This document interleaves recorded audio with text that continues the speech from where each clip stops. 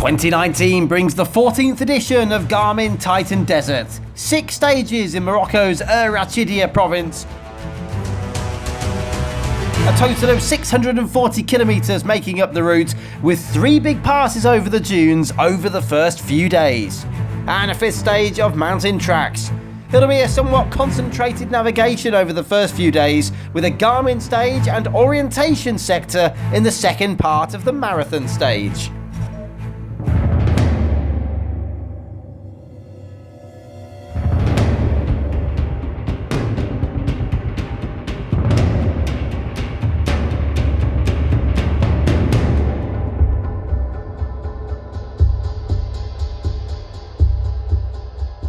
The Garmin Titan Desert commences in a well-known area, with the tracks running parallel to the structures of Hassi Labiad.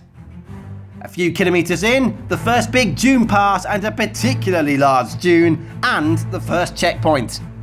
Then a particularly quick section with a large wadi which the route crosses before entering the oasis of Tissamint.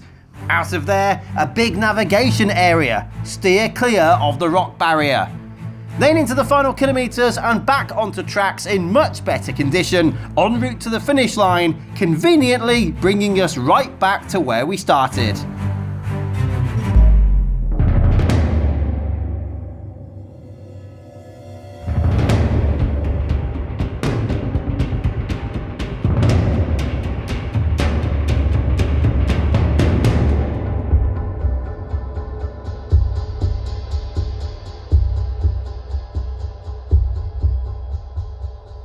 The Garmin stage is an authentic desert stage with no navigational aids, so competitors must develop their own strategy to reach the finish.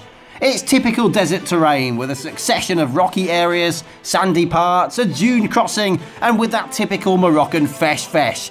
The stage is the first sector of the marathon stage, and the camp will be located in a particularly hard to reach but remarkable environment. At the start, the top riders on the overall leaderboard will be released at 30-second intervals.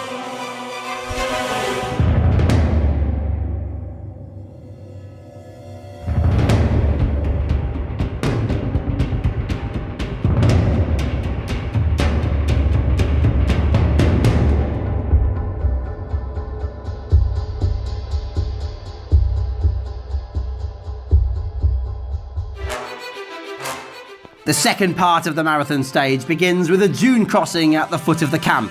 Once that's navigated, there's some very stony ground and then 2 steep climbs. They're short in terms of mileage, but with an extremely bumpy surface through a mining area. On the exit of this mountainous section is a navigational zone for about 25 kilometres.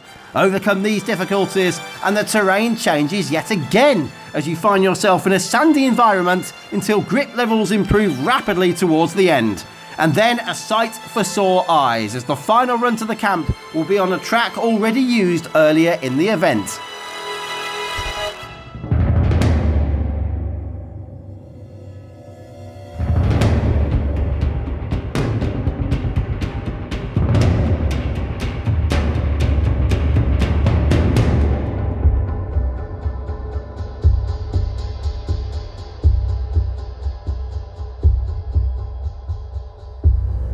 Stage 4 and another change of terrain. After a quick exit and the crossing of a large wadi, there's a big salt lake to get across, and then miles of tracks in really good condition, so no real challenge, but this is mere respite in a transitional stage between desert and mountain.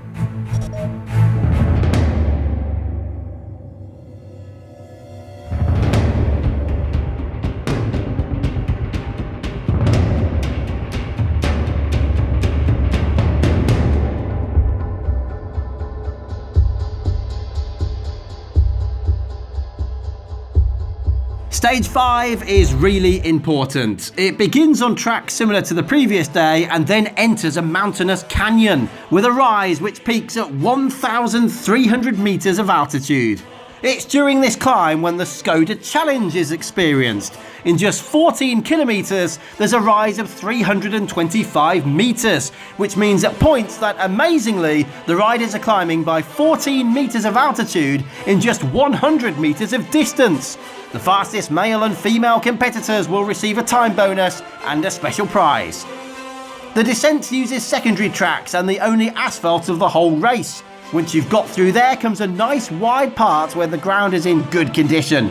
The final stretch to the finish line uses twisty tracks, quite stony as well, with a good improvement in the conditions over the last few kilometres.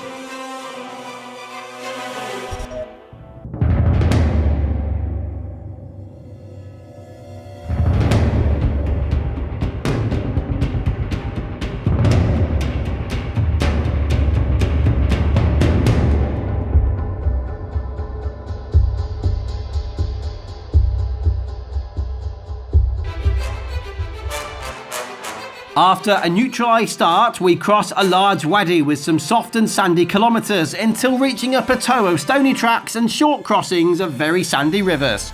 Closer to the end goal with spectacular northwest African scenery, the tracks improve and get quicker as the route gets closer to the Hotel Chaluka in Madrid, the ultimate destination of 6 remarkably intense and extreme days of mountain biking.